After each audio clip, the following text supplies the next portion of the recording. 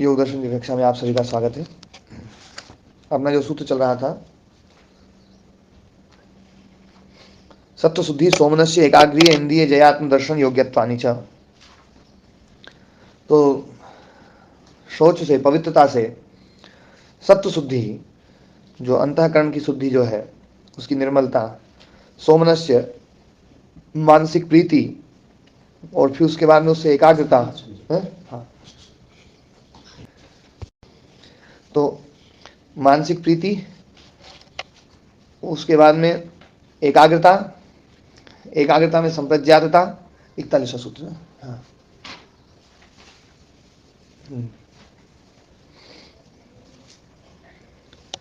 और एकाग्रता जो है वो संप्रज्ञातता है, संप्रज्ञात समाधि। तथा इंद्रिय जयत्वम, इंद्रिय जयता जो है, इंद्रिय जय, तो ये जो बाह्य विषय हैं उन बाह्य विषयों से परांगमुख हो जाना, और इसमें चित्त का वृत्ति मतलब वृत्ति निरोध अवस्था हो जाना, ये इंद्रिय जय है। मन भी इसमें नियंत्रित होगा, सभी चीज़ें नियंत्रित होंगी।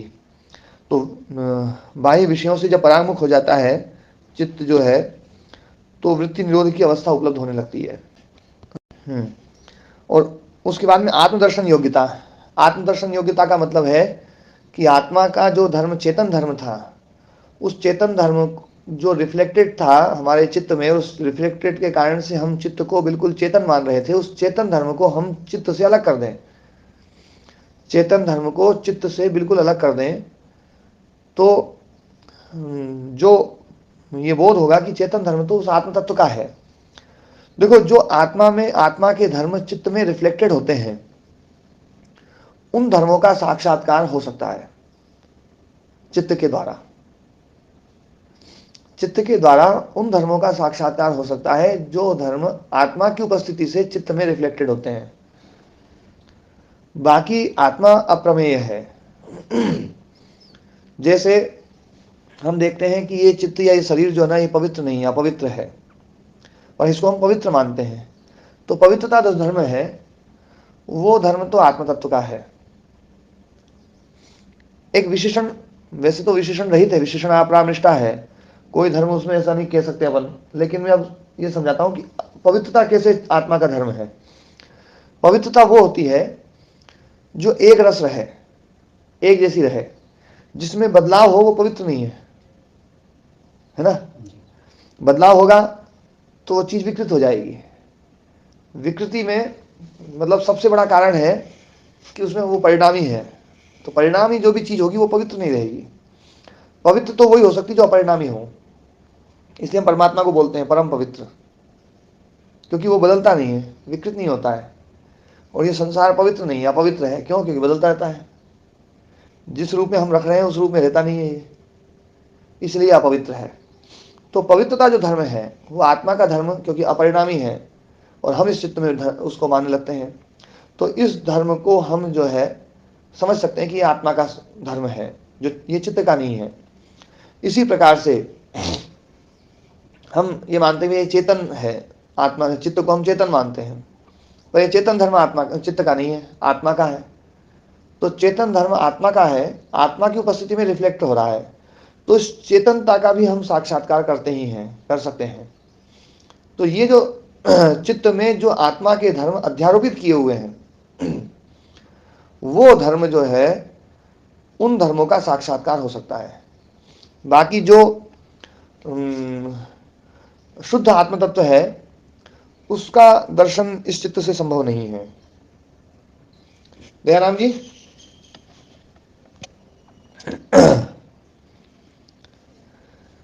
दयाराम जी जुड़े नहीं क्या अभी? हाँ जी, सतीश जी। जी हाँ जी, ठीक से समझ रहा हूं। है ना, ये बात तो समझ में आ गई ना?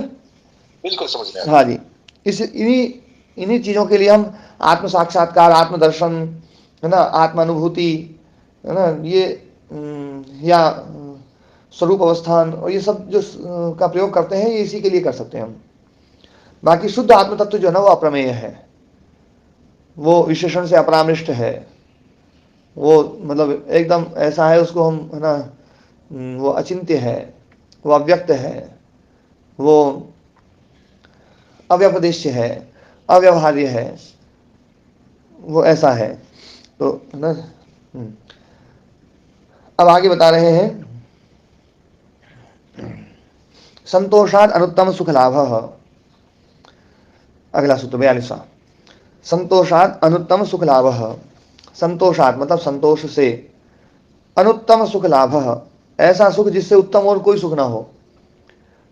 अनुत्तम जिससे उत्तम और कोई ना हो वो है अनुत्तम। तो अनुत्तम सुख लाभ, तो वो अनुत्तम सुख का लाभ होता है। संतोष से अनुत्तम सुख का लाभ होता है। संतोष एक ऐसा वो है कि बड़ा अद्भुत जो है ये नियम जो बताया है, बड़ा अद्भुत है ये।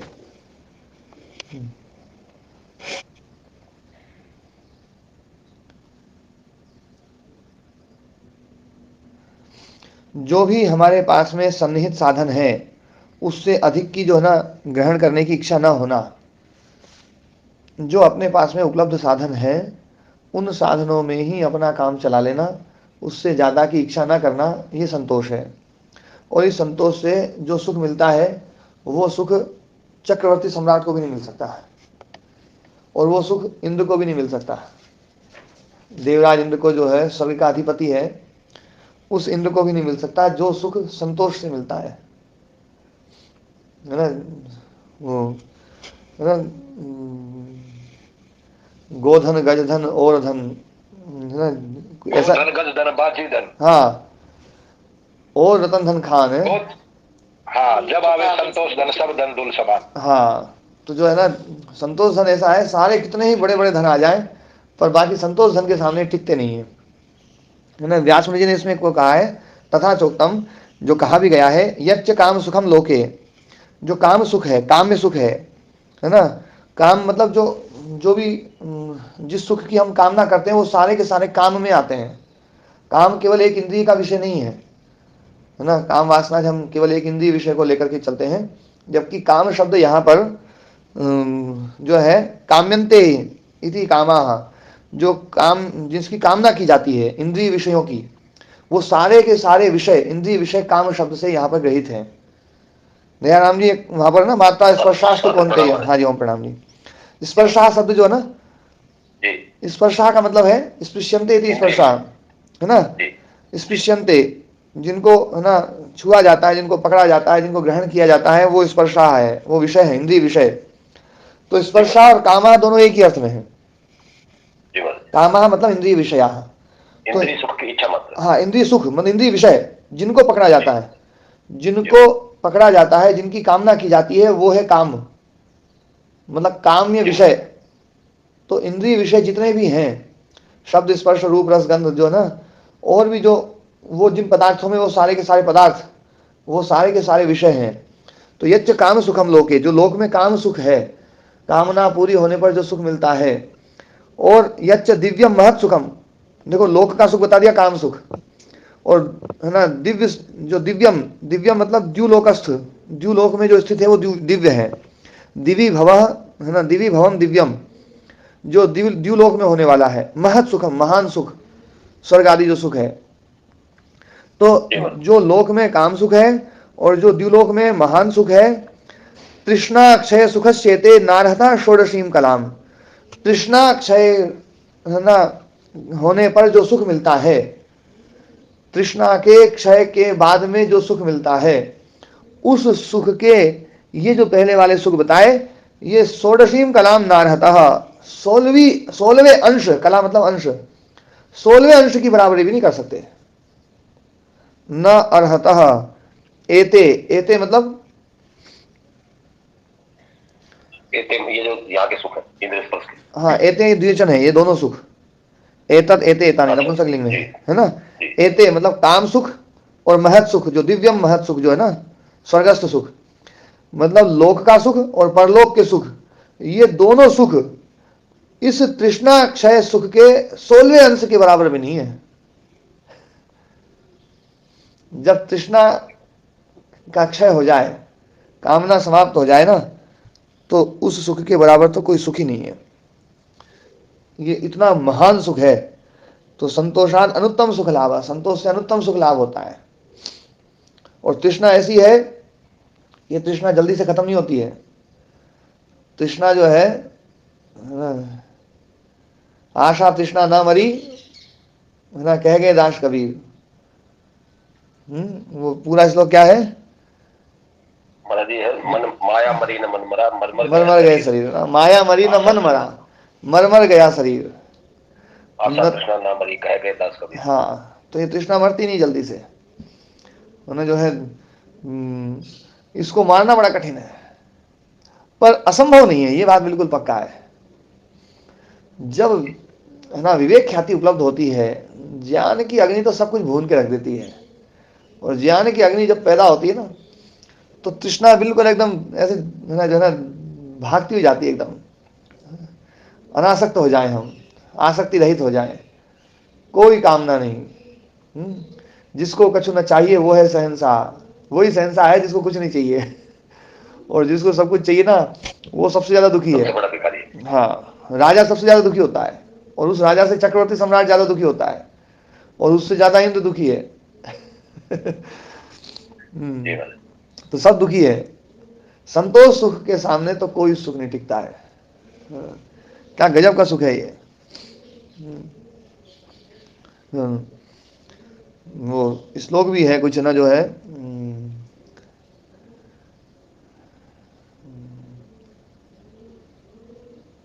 स्वामी जी हिंदी वाला तो पता है। हाँ, क्या? निर्धन कहे धनवान सुखी, निर्धन कहे धनवान सुखी। हाँ नहीं, वो तो कहे सुख राजा को भारी, ये वाला नहीं, मैं दूसरा ही बोल रहा था कि ना, जो है एक श्लोक है जिसके भाव ये हैं कि जिसके सूर्य चंद्रमाएं दीपक हैं, खुला आकाश है जिसकी झोपड़ी है ना, और आसन है जिसका, जिसकी धरती ही जिसका आसन है। जी गुरु जी, वैराग्य सतकम में ऐसा है। हाँ, वो श्लोक का पहला शब्द याद नहीं आ रहा है, जो है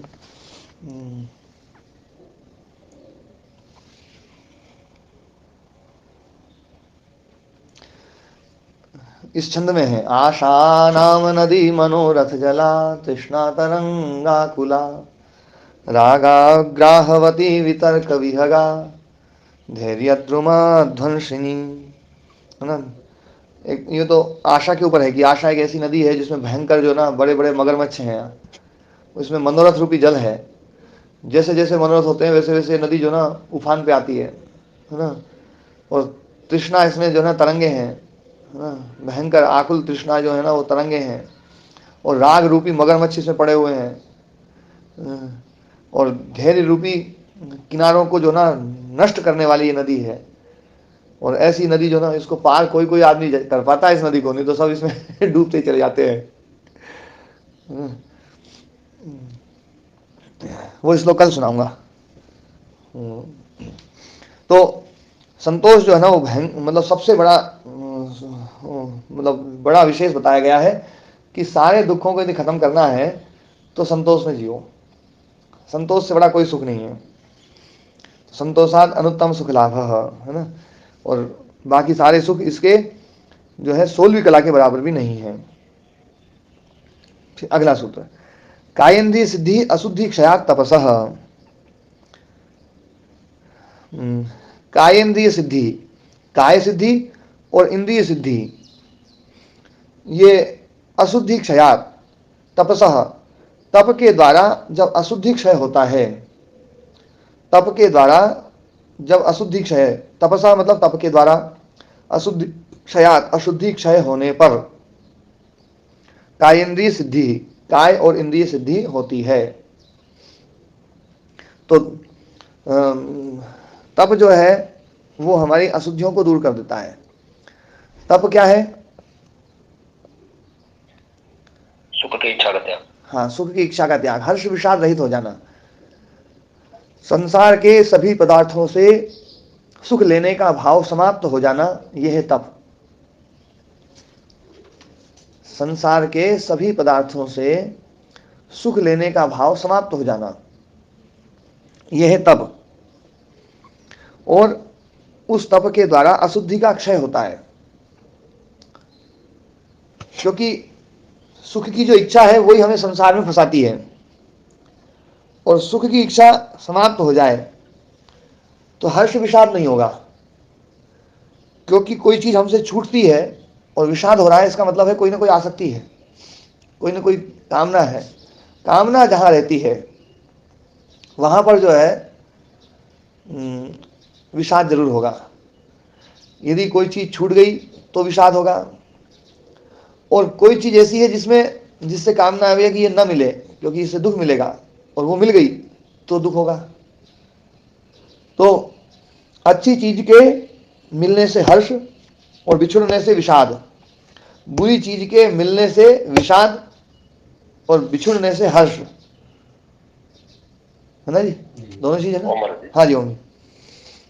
पूज्य गुरुदेव कहते रहते हैं जैसे कि इच्छा के दो ही परिणाम है, या तो इच्छा पूरी होगी या नहीं होगी। यदि इच्छा पूरी होगी तो हमारा लोभ बढ़ेगा, और इच्छा यदि पूरी नहीं हुई तो हमारा विषाद बढ़ेगा, क्रोध बढ़ेगा। हाँ, दोनों तरफ से घाटा ही घाटा है। हाँ, काम क्रोध जो ना, तो ये काम क्रोध को बढ़ाने वाली इच्छा जी। ना, राग जो है ना, इसलिए राग द्वेष रहित होना है। राग द्वेष जो है उससे ही जो है ना, ध्यायतो विषयान पुंसा संगस्तेषु उपजायते, संगात संजायते काम, संग से कामना उत्पन्न होती है, कामात क्रोधो विजायते, तो काम से क्रोध उत्पन्न होता है, कामना पूर्ण नहीं हुई है इसलिए क्रोध उत्पन्न हुआ है। तो काम और क्रोध जो ना ये पैदा करने वाली होती है ये इच्छा तृष्णा, है ना। इसलिए ना जो है इसको खत्म किया जाए, और ये खत्म कब होगा? जब तप हमारे जीवन में आएगा। राग द्वेष रहित, हर्ष विषाद रहित, कामना रहित, अनासक्ति आसक्ति रहित, है ना, ऐसा जीवन जब जिया जाए तो जो ना वही तप है। सबसे बड़ा तप है ये, इनसे बड़े और कोई तप नहीं देखो। तो इसलिए इसका नाम ही धर दिया तप। बाकी और भी सब तप है, लेकिन ये तप जो है ना इसका विशेष नाम धर दिया इसको, ये तप है। जैसे तेल तो सभी है, लेकिन तिल का तेल जो है ना वो विशेष है, इसलिए तेल शब्द तिल से बना दिया, है ना। क्योंकि सरसों का तेल, सरसों कोई तिल थोड़ी है, तिल शब्द से तेल बनता है। तेल शब्द कैसे बनता है? तिल का भाव तेल, तिल से जो निकले वो तेल। अपन कहते हैं तिलहन पदार्थ कौन, तिलहन अनाज कौन कौन से हैं? जिनसे तेल निकलता है। हाँ, जिनसे तेल निकलता है। तो तिलहन अनाज जो है ना, तो उसमें है ना मूंगफली भी है, सरसों भी है ना, सोयाबीन भी है, तो ये सूरजमुखी भी है, ये सब जो है ना तेल वाले पदार्थ हैं। लेकिन असली तिलहन तो तिल है, है ना। ऐसी असली तप तो तप है, बाकी जो तप है ना वो भी तप है, लेकिन हर्ष विषाद रहित हो जाना, कैसी परिस्थिति आ जाए ना बस ठीक है भैया, ये तो हमें जो है ना। क्यों जी चिदानंद जी, चाहे मधुमक्खी काट ले चाहे कुछ काट ले, है ना, विषाद रहित रहना है। तो जो तप है उस तप से अशुद्धि का क्षय होता है, और अशुद्धियों का क्षय होने से कायेंद्रिय सिद्धि होती है। काय सिद्धि और इंद्रिय सिद्धि। काय मतलब शरीर, काया, और इंद्रिय मतलब अंतःकरण, जो अंदर की इंद्रियां हैं, तो उनकी जो है ना सिद्धि होती है। निर्वर्त्यमानम एवं तपः, तप जो निर्वर्त्यमान है, क्रियमान है, संपाद्यमान है, निष्पाद्यमान है, किया जाता हुआ जो है वो जो तप है। निर्वर्त्यमान मतलब क्रियमान, किया जाता हुआ तप, संपादित न करता हुआ संपाद्यमान जो तप है, तो वो तप हिनस्ति अशुद्ध्यावरण मलम, अशुद्धि रूपी जो आवरण है वही मल है, अशुद्धि आवरण रूपी मल, वो मल जो है उसको हिनस्ति नष्टम करोति, उसको विनष्ट कर देता है, समाप्त कर देता है, खत्म कर देता है। जो क्रियमान होता हुआ तप वो अशुद्धियों को समाप्त कर देता है। तद आवरण मलापगमात, तो आवरण तदा आवरण मलापगमात, आवरण मल के अपगम होने से, उसके दूर हटने से, आवरण रूपी मल के दूर हटने से काय सिद्धि, शरीर की सिद्धि होती है।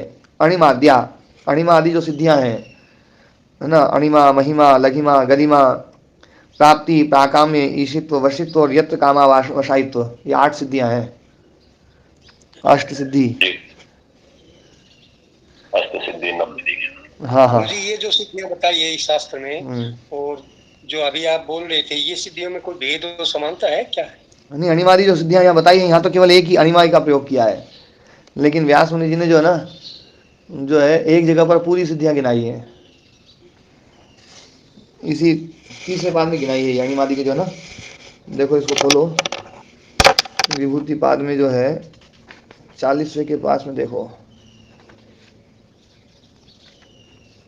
ये स्वामी अणिमा सिद्धि कौन सी हुई जी? शरीर छोटा हो जाना। ऐसे 8 सिद्धियां कौन कौन सी हुई? अभी बताता हूँ। 45वां सूत्र महाराज है, हाँ 50वें पाद में काय है ना। ततो अणिमादि है ना प्रादुर्भाव काय संपत्त धर्मानभिघातश्च। तो यहाँ पर देखो व्यास मुनि जी ने 45वें सूत्र, तीसरे पाद के 45वें सूत्र में कहा है ना, अणिमा भवती अणु, अणु हो जाए, छोटा हो जाए, लघिमा लघुर भवती है ना, लघु हो जाए,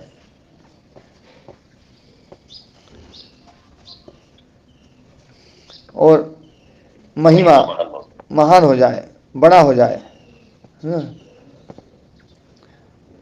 प्राप्ति ही मतलब जो है कि दूर बैठे हुए चीज, दूर देशस्थ कोई चीज है उसको भी प्राप्त कर ले। अंगुल्याग्रेणापि स्पृशति चंद्रमसम, चंद्रमा को अंगुली के अग्रभाग से यहीं से बैठे बैठे स्पर्श कर सकता है। प्राकाम्य, प्राकाम्यम इच्छा न विघाता, इच्छा का अभिघात नहीं होगा। जैसे भूमौ उन्मज्जति निमज्जति, भूमि में ऐसे डुबकी लगाएगा जैसे पानी में डुबकी लगा रहा हो, है ना। यथा उदके, जैसे जल में लगाता है ना। वशित्व भूत भौतिकेशु वशी भवति, भूत भौतिक जो पदार्थ है वो उसके वश में हो जाते हैं। अवश्य चन्नेशाम, और दूसरा है ना, अवश्य जो अन्य के अवश्य है, दूसरे के वश में है, वो यदि इसके वश में होंगे तो गड़बड़ हो जाएगा, इसलिए जो दूसरों के वश में नहीं है वो इसके वश में होंगे। ईशित्व है ना, मतलब उनमें ईशिता आ जाती है, उनका जो ना उसका स्वामी हो जाता है। और यत्र कामावशायित्व, सत्य संकल्पता आ जाती है उसकी, जो संकल्प होता है वो पूर्ण होता है ना। जैसा संकल्प है वैसा जो है भूत प्रकृति का अवस्थान हो जाता है। तो ये महाराज जी छठी जो वशित्व की है, इसमें ये क्या शब्द है? भौते भूत अवश्यश्चान्येषाम, हाँ अवश्यश्चान्येषाम, जो अन्य जो है ना कोई इस सिद्धि को प्राप्त किया हुआ योगी है, उसकी उसमें जो वश में नहीं है, जो उसने किसी भौतिक पदार्थ को वश में कर रखा है, तो वो फिर अब आपके वश में कैसे होगा? उस आपके वश में होगा तो उसमें उसके वश में नहीं रहेगा, उसको छोड़ के बता रहे। हाँ उसको छोड़ करके। जी जो अन्यों का अवश्य है वो वशी होता है, ठीक है ना। तो अब ये सिद्धि जो है ना बड़ी है, तो बड़ी खतरनाक। अब ये है ना, इस विषय पर कभी और चर्चा करेंगे। पर ये तप के द्वारा ये शरीर की सिद्धियां प्राप्त होती हैं। और इंद्रिय सिद्धि तथा इंद्रिय सिद्धि, इंद्रिय सिद्धि है दूरात श्रवण दर्शनाध्यायती, दूर देशस्थ जो चीज है उसका वो सुनाई देगी, या दूर देशस्थ जो चीज है उसका दर्शन होगा। बहुत दूर की चीज भी आप सुन सकते हैं, बहुत दूर की चीज भी आप देख सकते हैं, ये भी सिद्धि होती है। तो अब ये सिद्धियां जो है थोड़ी सी बुद्धि में जल्दी से बैठती नहीं है कि ऐसा भी कैसे हो सकता होगा।